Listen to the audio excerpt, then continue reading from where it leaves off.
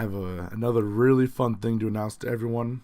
May 19th at noon, I'm hosting a small little get-together for everyone that's been on the New Hampshire Business Show in the past. So if you've been on the show, you'll probably get an invitation from me. We're all going to get together, hang out, have fun, burgers, the whole shebang. So nhbusinessshow@gmail.com, or find me on Facebook where the event is actually posted, and I'll be updating everyone with everything about what's going on. Now, just because you haven't been on the show doesn't mean you can't come.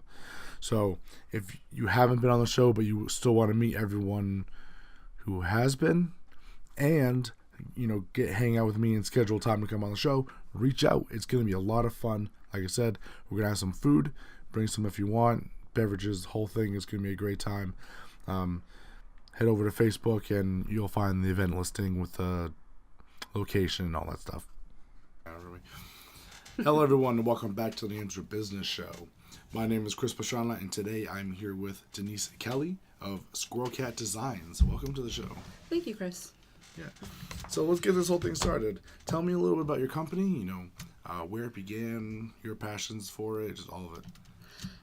Well, it began about 20 years ago, or 26 years ago now, 2000. However long that was. Nerves.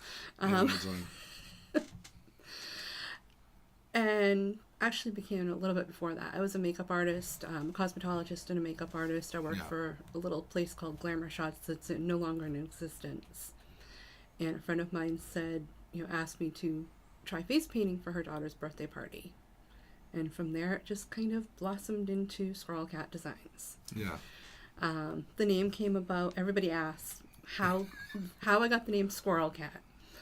I had a cat about, how many years ago now? About 4 or 5 years ago, we lost her. Mm-hmm. But she used to look out the window and mimic the squirrels. Oh, really? Somehow, she would drape her tail just right over something so that it looked like it was the squirrel tail too. And she got nicknamed SquirrelCat. So when I was looking for a business name, the original name that I wanted wasn't available. And my boyfriend suggested, how about SquirrelCat? So here we are. That's funny. Yeah. That's pretty interesting. Like, I love small businesses, particularly because the names that typically come up in how they name things, how they name their products, is very interesting and very unique to the person. And I find that fascinating. Oh yeah. Yeah. Zoe was a good cat too, but she her nickname just became SquirrelCat because the mimicking. So yeah, that's pretty good. So what type of stuff do you do? It says SquirrelCat Designs. So what do you do? Primarily face painting, henna. Okay. I do balloon twisting. About a year into my journey on that one.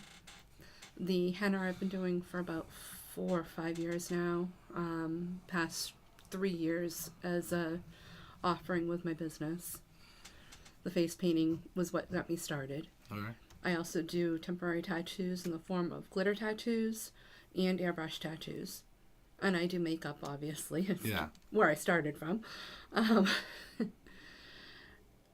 And the other side of the designs side of it actually came about because I also do crafts. I do knitting. I do, one of the things that I've started doing with the henna is I'm taking and putting henna-inspired designs onto ornaments, mugs. Haven't gotten to the t-shirts yet, but that's coming. Yeah. Things like that onto little canvases for artwork. That's really cool. Yeah. I was looking around at a lot of your, way out of frame here. Oh. So, I was looking at some of your... I don't know where I am, so... Yeah. Oh, you're fine. It's just me. I was way over here. Yeah. And they're really cool. So I want to go into henna real quick. Okay. Because some people know what it is, some people don't. So you mind giving a quick, what it is? A henna is a... henna is a paste. Mm-hmm. It's used... A lot of people think henna, they think Mendi, they think India. Mm-hmm. It's actually used worldwide.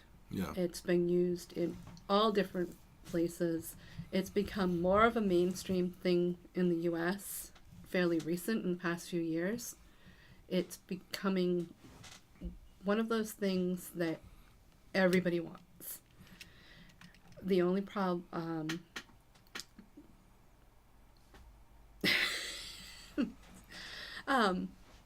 the biggest thing with henna is it's a natural stain. It stains your skin. Okay. Like a temporary tattoo is, an airbrush tattoo or something is going to stay on your skin, and it's only going to last about 3 to 5 days, Okay.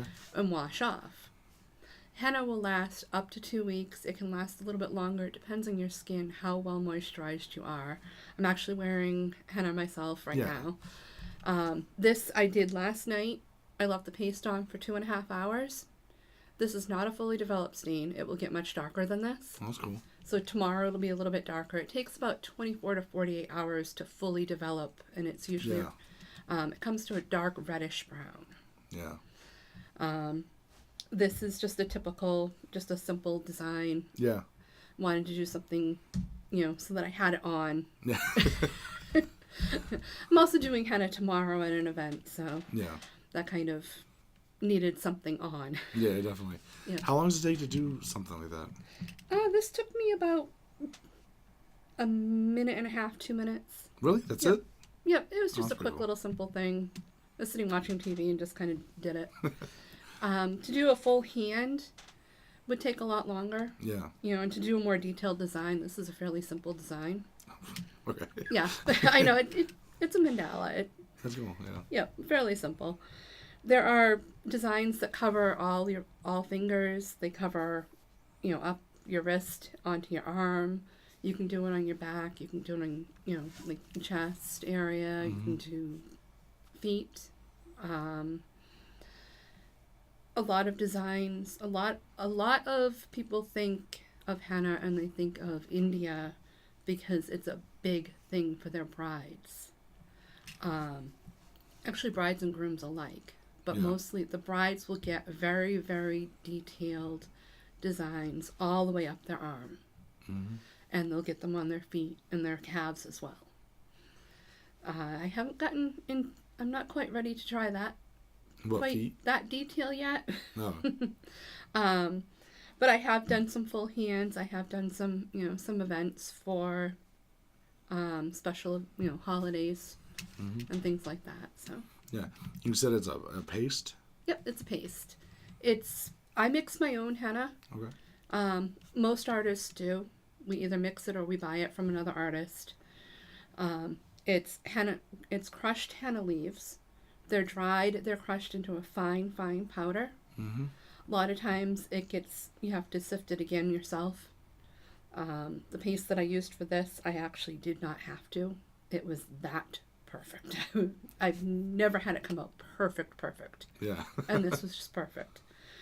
I mix mine with lemon juice, and I used lavender essential oil. Okay. I use high quality ingredients. That's all that is. All there is my paste. Yeah. If you get henna from certain places, there's some of the stores that will sell what they call henna. It can be very dangerous. If it can sit on a store shelf for months on end, it's not safe. It contains ingredients that are chemicals. A lot of times they have PPDs, which are the same thing that are in hair dye. Okay. They can cause serious burns. They can cause permanent scarring. A lot of times they'll have different colors as well, like black henna is a big thing that you see on the internet. I highly caution everyone to do some research on it. Just do a Google search for black henna and you'll be just astounded and horrified by the results of what that can do to your skin. Natural henna, on the other hand, has to be refrigerated if you're not going to use it. I've got actually, in my car, I have frozen henna cones because I'm not going to be home tonight. Yeah. So I'm staying at a hotel and then going to another event. So I had to freeze my cones. Yeah. Which I usually freeze once I make up a batch of henna. I end up making a bigger batch than I need right away. So I freeze it. It can stay frozen up to 6 months. Sometimes a little bit longer, but 6 months is definitely a good stopping point. But you keep it frozen and it stays fresh. You thaw it as you need it, and you keep it refrigerated. If you're not going to use it, or like say I used a cone today for something. Yeah. If I didn't use all of the cone, I'd put it in the refrigerator for the night and be able to use it tomorrow. It can't, if I let it sit out on the table, it would last at maximum 3 days before it turned into liquid. No. I pulled a cone out of my refrigerator the other night, was going to use it, and it had been refrigerated, but it was only in the refrigerator, it wasn't in the freezer. I squeezed it, liquid. So it doesn't last. It has a shelf life. Yeah. The stuff that you find at the stores that's just sitting on the shelf and has who knows what in it doesn't have a shelf life, because it's got so many chemicals in it to not only keep it from deteriorating, but because it's not natural. Yeah. So. It's interesting, and yeah, because that's pretty cool, and it's all the design. So I'm like, I might as well talk about it because it's a pretty cool one. So let's get so let's get into the more of the face painting and some of the other things you do. How was that? I can only imagine having a bunch of kids running around and trying to paint their faces, and like how much of an event that probably turns into. Okay, for face painting, it depends on the event. A lot of times, if I do a private party, I do up to 15 children in an hour. I prefer up to 10 because it gives that time for them to each get something individual, and then if they want more paint, they can come get more designs. I do faces, arms, legs. A few times I've had kids just, little boys pull their shirts off and go, "Can you paint something on my chest?" It's like, you look at the parents and the parents are like, "Go ahead." All right. It washes off, comes off very easily, soap and water. Some people use baby wipes, some use hand wipes, whatever. I caution against makeup remover because while this is high quality, it's a makeup. Sometimes there's reactions. It depends on the child. Depends on your skin. At a birthday party, typical birthday party for me, with about 10 kids, 10, 15 kids, they usually end up getting something small that the term is called cheek art. It's generally, a lot of people think cheek art, they think, oh, well, it's a heart or a star or something simple on their cheek. My version of cheek art is like a unicorn with their mane flowing, and a lot of times I add glitter. I add, a rainbow on their face, things like that. I step it up every time. It's a work of art, and it's different every time. Yeah. Some birthday parties, the parents are great. They're the kids are all polite. They're all well behaved, and then you get the parties that you'd never want to go to that house again. And for other face painters, that's a big issue too. Yeah. You get the unruly kids they're swiping things out of your case. They're like, oh, this is mine, walk off. And you look and there's something missing. Yeah. You either have to go hunt it down, or you have to go find the parents and say, hey, I need a parent to be watching these kids. Yeah. I've done fairs and festivals by myself where I've been out straight all day long, nonstop, between taking money, getting the kids in and out of the chair, and everything.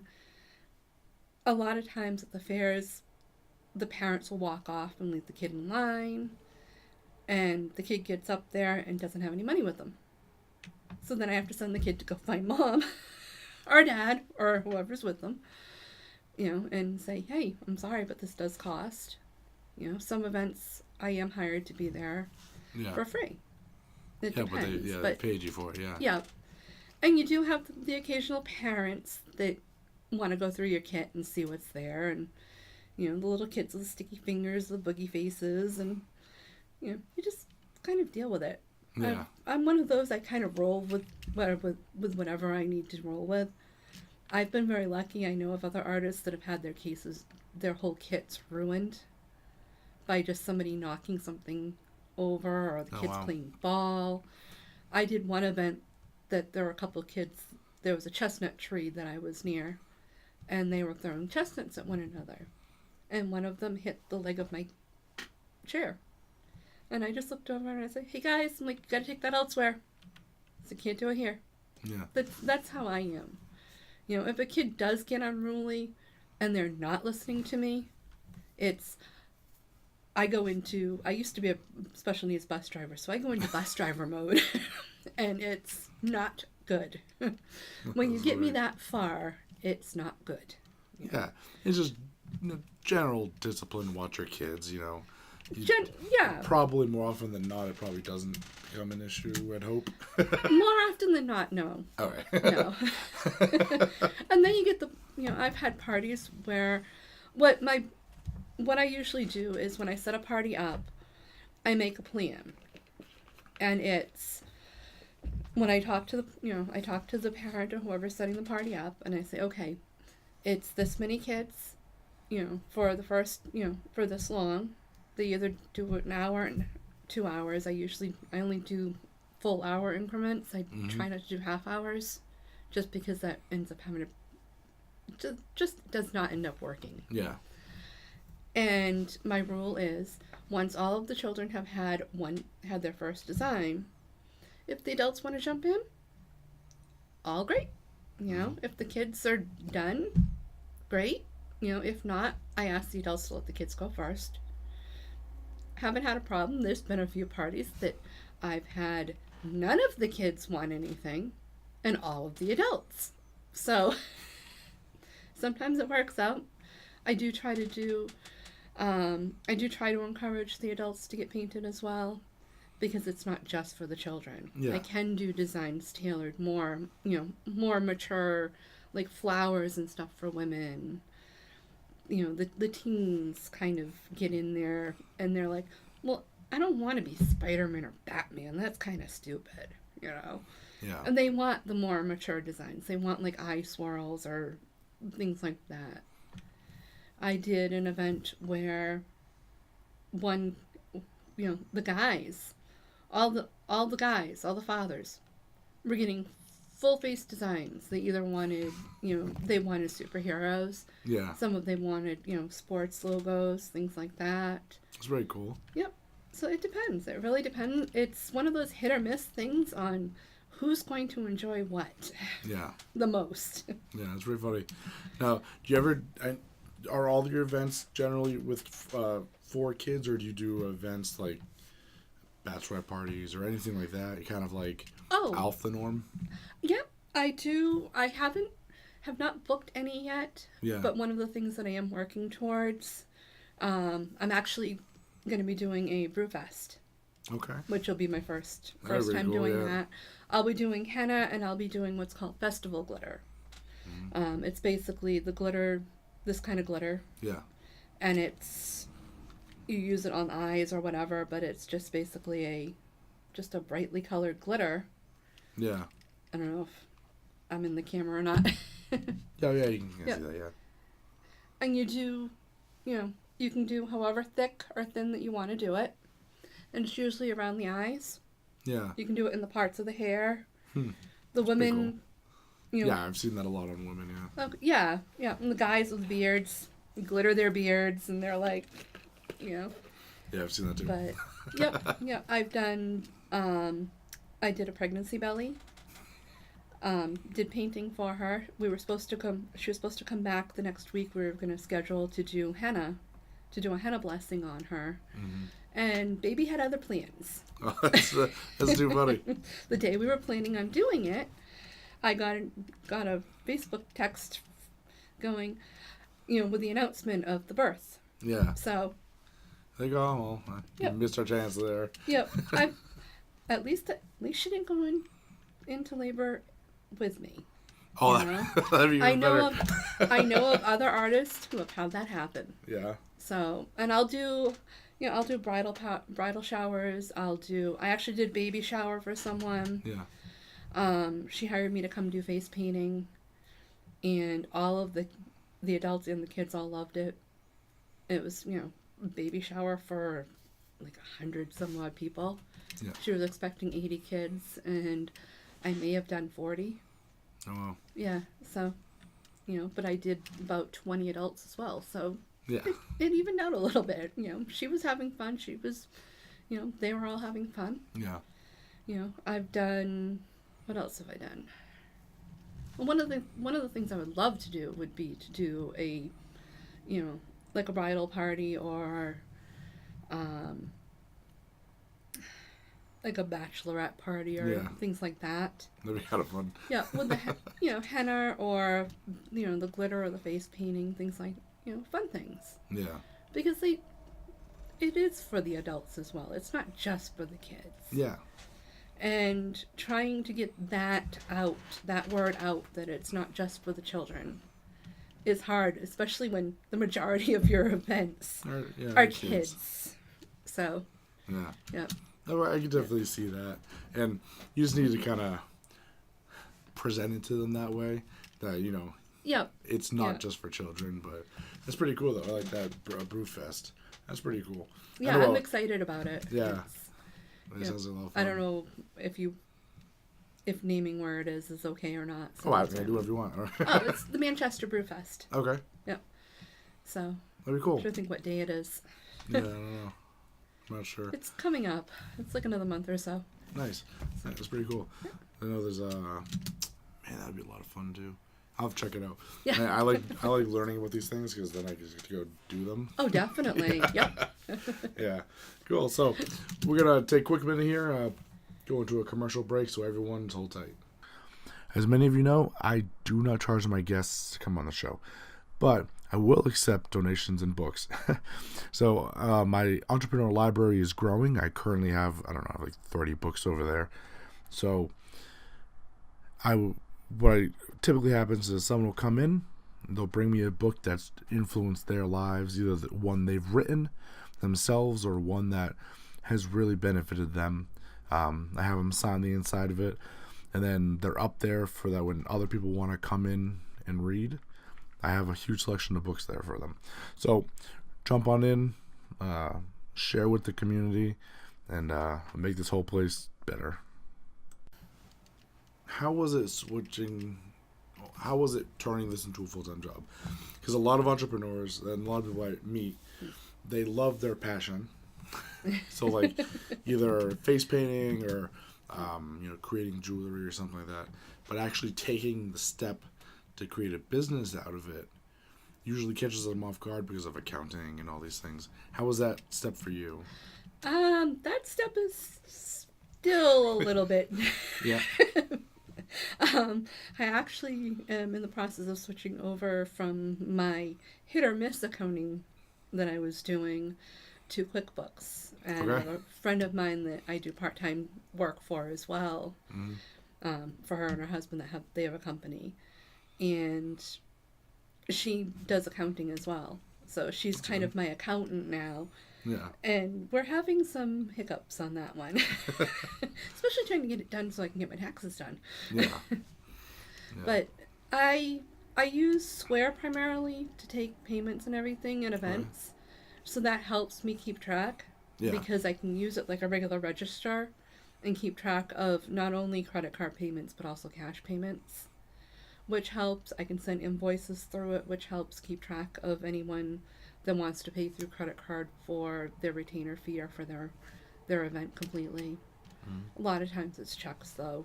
Checks or cash, and that's the hard part, is keeping track of the cash for me.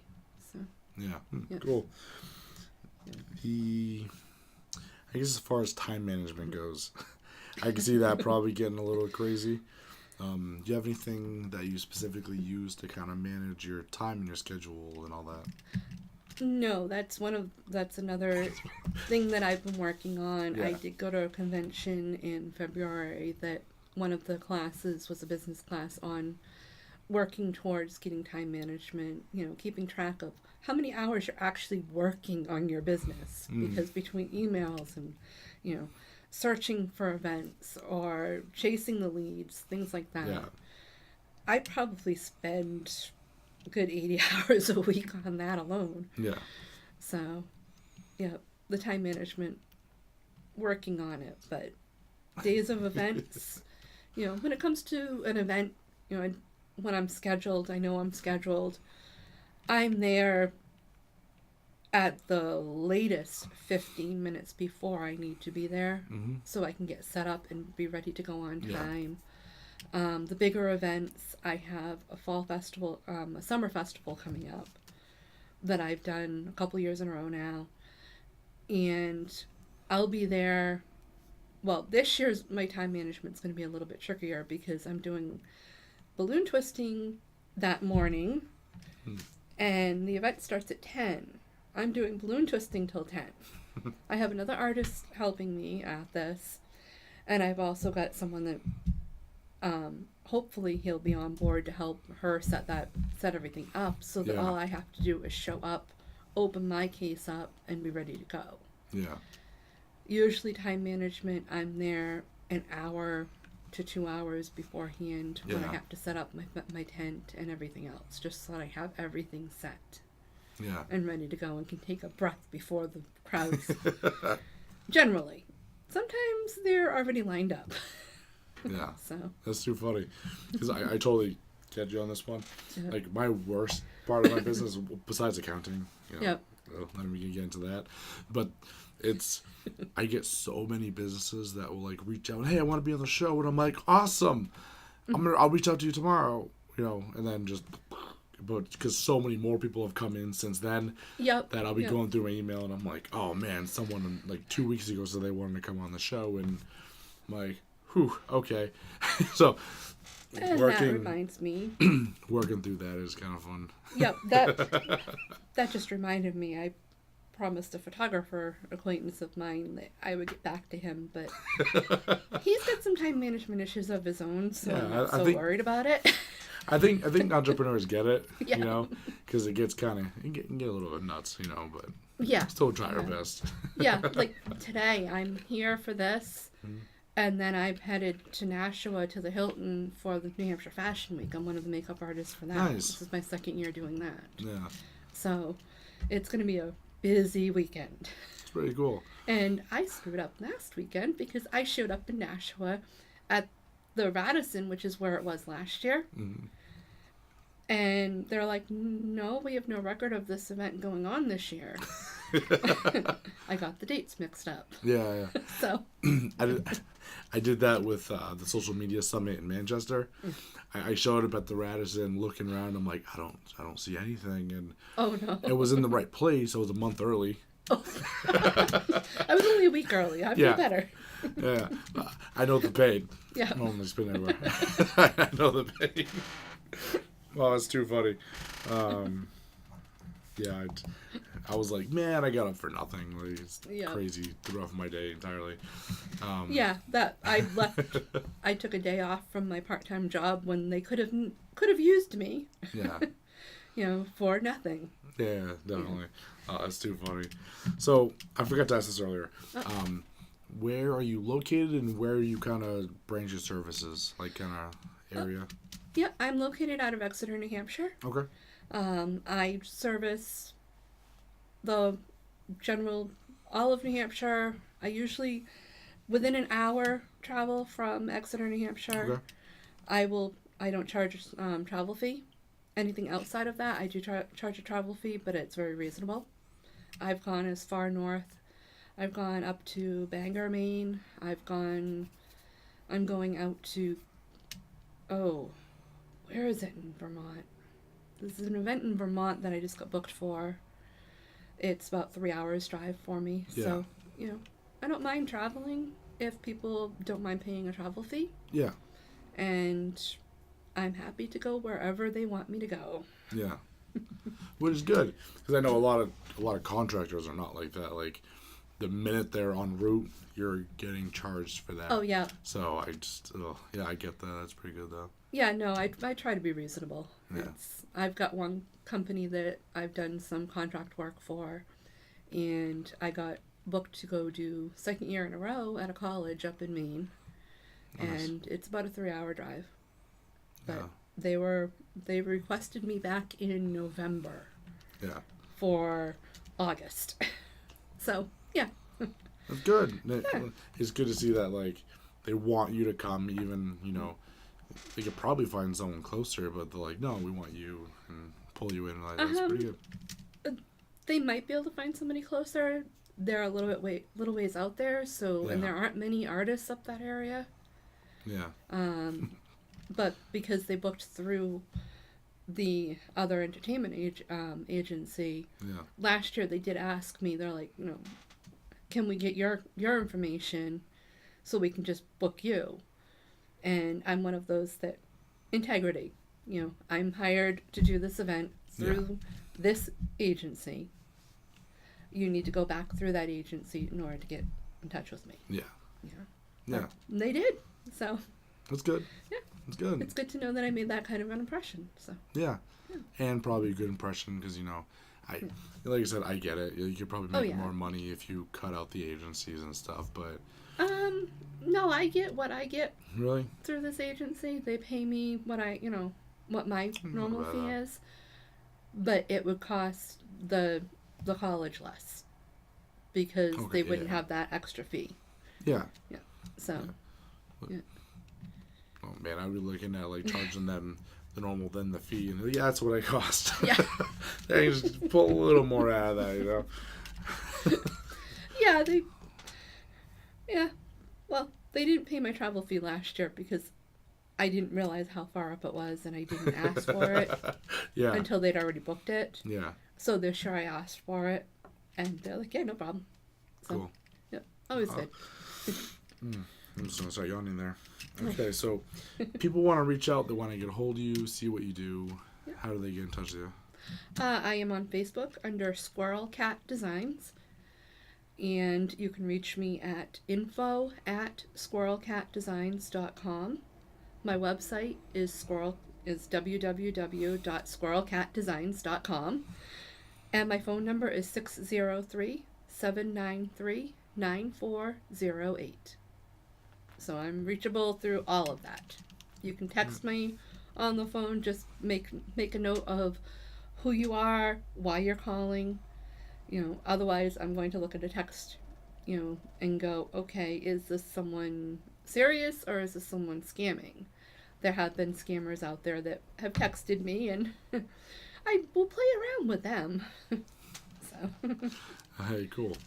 So thank you all so much for watching. Thank you so much for joining me on the show today. It's been a lot of fun. Yeah, cool. Okay. Yeah. Oh my God, what? Yeah. Thank you guys, and we're going to do a quick word from our sponsors, and then I will see you next time.